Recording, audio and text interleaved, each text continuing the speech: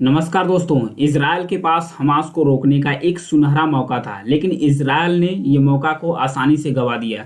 ये कह रहे हैं पूर्व जो मोसाद के अधिकारी हैं, जिनका नाम है यूडी लेविस। ये देखिए इनका फिगर है, यूडी लेविस। इनके द्वारा कहा गया कि कुछ कई साल पहले ये बताया गया कि अगर हमास को कंट्रोल करना है तो पहले उसकी जो वित्तीय है, जो फंडिंग है, उसे निशाना बनाया जाना चाहिए, ताकि जो हमास है नहीं इतना पावरफुल हुआ होता, नहीं अक्टूबर में ये सारा अंजाम दिया होता।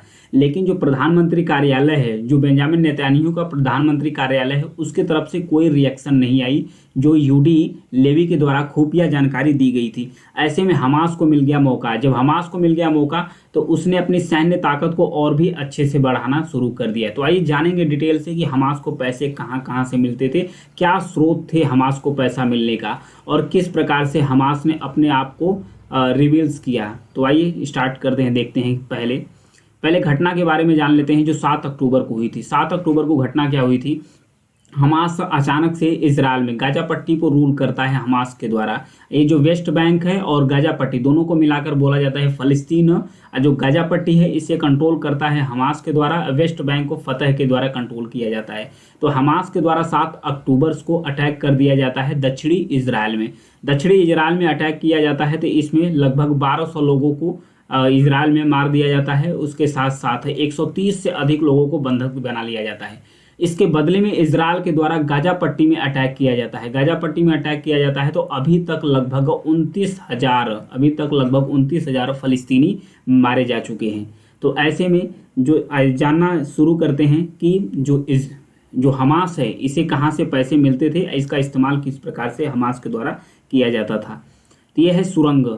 जो पैसा मिलता था, सबसे पहले तो 2 स्रोत थे इसके। एक कतर था, कतर से, फिर एक ईरान था। ईरान और कतर से 2 जगहों से 2 प्रमुख स्रोत थे जहां से हमास को पैसा मिलते थे। उसके साथ साथ कई सारी कंपनियों में 40 से ज़्यादा कंपनियों में, बड़ी कंपनियों में ये निवेश करके रखा था हमास के द्वारा। वहाँ से इसको अच्छे खासा फंड मिलता था। तो ये जो हमास है, हमास के द्वारा एक सुरंग बनाया गया था। ये सुरंग काफ़ी लंबी चौड़ी सुरंग थी। तो इस सुरंग का इस्तेमाल करता था अपने लड़ाकों को तैयार करने के लिए, संसाधन इकट्ठा करने के लिए इसका इस्तेमाल करता था। इसके द्वारा हमास के द्वारा इस्तेमाल किया जाता था। तो ये जो 40 अलग अलग जगह की कंपनियां हैं, इसके थ्रू जो इन्वेस्टमेंट थे ये मिलता था, किसको मिलता था? हमास को। ये 40 कंपनियां थी कहाँ कहाँ? ये जो 40 कंपनियां थी जहाँ निवेश करके रखा गया था किसके पास? एक तो सबसे बड़ी कंपनी है तुर्की में थी, जहाँ इन्वेस्टमेंट किया गया था हमास के द्वारा, वहाँ से पैसा मिलता था। उसके साथ साथ चाहे मिडिल ईस्ट हो, मिडिल ईस्ट के कई कंट्री में जैसे सऊदी अरेबिया हो गया, और उसके साथ साथ ईरान हो गया, तुर्की हो गया, सीरिया हो गया, इन सब सारी कंपनियों में। और जो पूर्वी अफ्रीका, जो उत्तरी अफ्रीका है, उसके कई सारे देशों में निवेश करके रखा गया था हमास को। तो हमास को बहुत तगड़े तरीके से पैसा मिलता था। तो इस पैसे का इस्तेमाल करता था अपने सैन्य ताकत को मजबूत करने के लिए। हमास इसका इस्तेमाल किया करता था, क्योंकि हमास का उद्देश्य था कि इजराइल को पूरी तरीके से तबाह करना, और अपने ऊपर से जो कंट्रोल है इजराइल का, ये समाप्त करना है।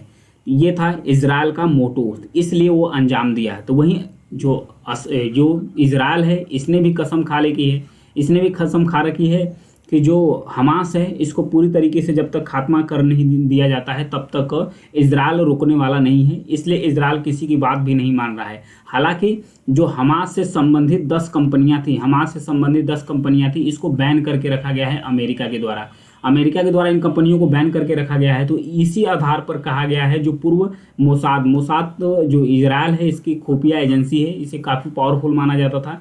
इसके पूर्व अधिकारी थे, आर्थिक मामलों के अधिकारी थे, जिनका नाम था यूडी लेविस। तो यूडी लेविस के द्वारा कहा ही गया था कि अगर हमास को कंट्रोल करना है तो जो उसकी फंडिंग है, जो उसकी फाइनेंशियल स्रोत है, उस पर चोट किया जाना चाहिए, नहीं तो जो हमास है ये रुकने वाला नहीं है। उन्हीं की बात साबित हुई कि आज जो इजराइल है, इजराइल के 1200 नागरिक मारे गए और 150 या 130 से अधिक बंधक बनाए गए। बदले में जो फ़लस्तीनी हैं, आम फ़लस्तीनी, वो भी मारे गए। यानी कि जो गाजा पट्टी में फ़लस्तीनी रहते थे उनका भी क्षति हुआ था। हमास के चक्कर में जो निर्दोष लोग हैं वो भी मारे गए थे। तो यहाँ चूक हुई है इजराइल से, जो हमास को न रोक पाने में जो फेल हुई थी। इजराइल हमास को कंट्रोल करने में फेल हुआ था, तो उसका मेन रीज़न है उसके फंडिंग को कंट्रोल न कर पाना। तो ये था इसका न्यूज़। Thank you.